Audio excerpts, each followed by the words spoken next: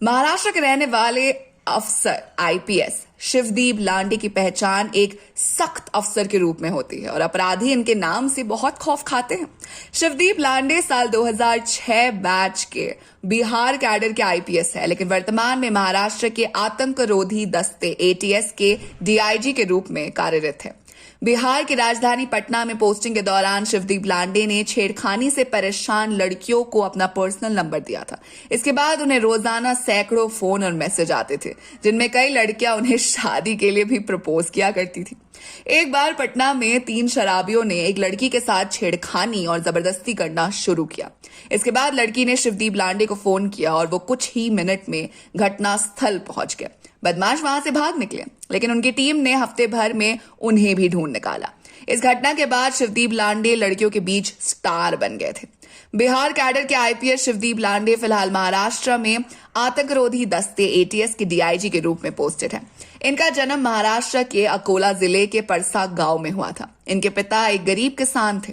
शिवदीप लांडे की परवरिश बेहद मुश्किल भरी हालात में हुई थी। परिवार की आर्थिक हालत तो खराब थी ही, कोई पढ़ा लिखा न होने से उन्हें रास्ता दिखाने वाले लोग भी कम थे।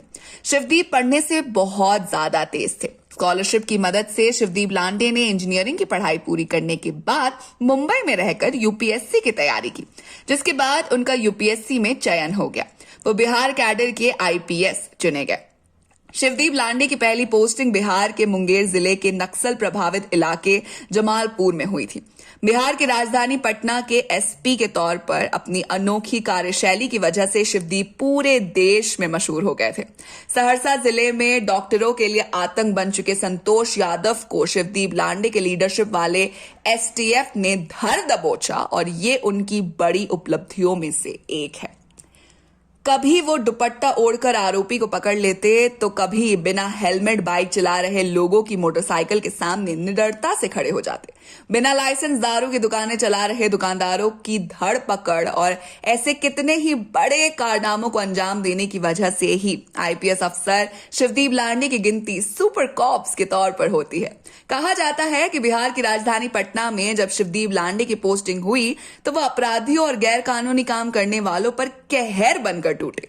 बिहार में शिवदीप लांडे के नाम कई कारनामे दर्ज है। खासकर सड़क छाप लफंगों पर इनकी सख्ती ने कॉलेज और स्कूल की लड़कियों के बीच इनकी छवि हीरो की ही बना दी थी। मनचलों को सबक सिखाने और लड़कियों को मदद करने के लिए किसी भी समय उपलब्ध रहने के लिए उन्होंने अपनी निजी मोबाइल नंबर लड़कियों के बीच बांट दी थी। नतीजा ये हुआ कि राजधानी की सड़कों से मनचलों का धीरे धीरे सफाया हो गया, क्योंकि एक शिकायत पर शिवदीप लांडे खुद मनचलों को सबक सिखाने पहुंच जाया करते थे।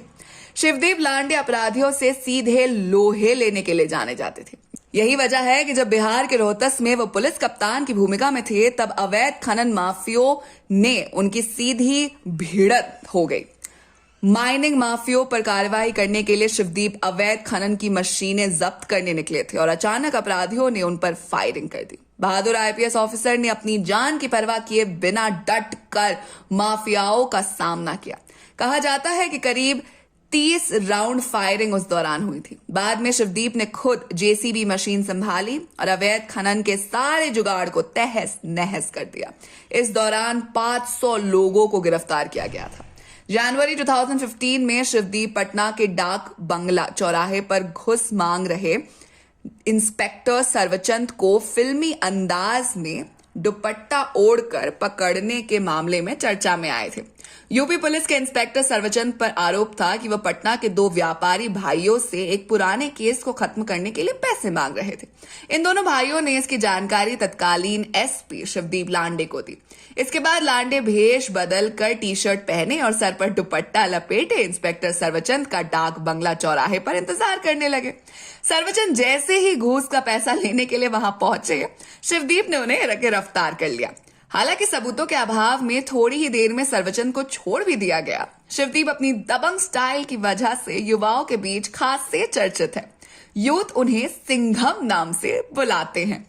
बिहार के डीआईजी शिवदीप वामनराव लांडे को लोग सिंघम के रूप में भी जानते हैं। लांडे ने आईपीएस बनने के बाद जमालपुर एसडीपीओ के रूप में ट्रेनिंग प्राप्त की है। प्रशिक्षण अवधि के दौरान वे कुछ दिनों तक हवेली खड़गपुर थाने में भी पदस्थापित रहे। जमालपुर और हवेली खड़गपुर में रहने के दौरान उन्होंने कई कुख्याल नक्सलियों को पकड़ा, नक्सली समस्या को भी नजदीक से जाना। इस दौरान जमालपुर में पत्थर की चोरी करोड़ों की हो रही थी, इसका भी पर्दाफाश किया। पत्थर माफिया पर नकेल कसने के बाद ये चर्चा में आए। ये अररिया में भी एसपी के पद पर तैनात थे। अररिया एसपी के पद पर रहने के दौरान इन्हें किशनगंज के एसपी के छुट्टी पर जाने के कारण वहां का भी प्रभार मिला। इस दौरान इन्हें खाद्यान्न माफिया एवं कई अन्य लोगों पर नकेल कसी। फिर उन्हें पटना सिटी एसपी बनाया गया। पटना सिटी एसपी रहते हुए इन्होंने सड़क छाप मजनुओं के साथ साथ बड़े बाप के बिगड़ैल बेटों पर भी समान रूप से कार्रवाई की। परिणाम स्वरूप पटना की छात्राएं इनकी मुराद हो गई। मजनुओं की हर हरकत की खबर छात्राओं ने सीधे लांडे को देना शुरू कर दी। फिर इन्हें रोहतास का एसपी बनाया गया। यहां इनका विवाद पत्थर माफियाओं से हुआ। राजनीतिक कारणों से लांडे को रोहतस से चंद दिनों में ही रिहा कर दिया गया। फिर ये अपने प्रदेश महाराष्ट्र वापस लौट गया। महाराष्ट्र में उन्होंने नारकोटिक्स ब्यूरो के तहत काम किया। वहां भी इन्होंने धमाल ही मचाया।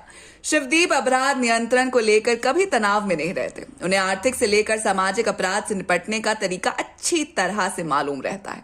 बिहार के कोसी का इलाका थोड़ा दुर्गम है। यहां मुंबई जैसे महानगर से लौटने के बाद वे अपने कौन सी कार्यशैली को अपनाएं, इस पर सबकी निगाहें लगी है। कोसी क्षेत्र के तीनों जिले सहरसा, सुपौल और मधेपुरा के लोगों को नए डीआईजी शिवदीप लांडे से काफी उम्मीद है। हाल ही के दिनों में यहां कई आपराधिक घटनाएं घटी है। जैसे ही ये खबर लोगों को मिली कि शिवदीप यहां आ रहे हैं, लोग उत्साहित हो उठे। इंटरनेट मीडिया लगातार उनके आने की सूचना और उन्हें सिंघम के रूप में प्रस्तुत किया जाने लगे हैं। कुछ लोग तो ये भी लिख रहे हैं कि अब अपराधियों की तो खैर नहीं। वहीं कुछ लोग कह रहे हैं कि लापरवाह पुलिसकर्मी व अधिकारी अब संभल जाए।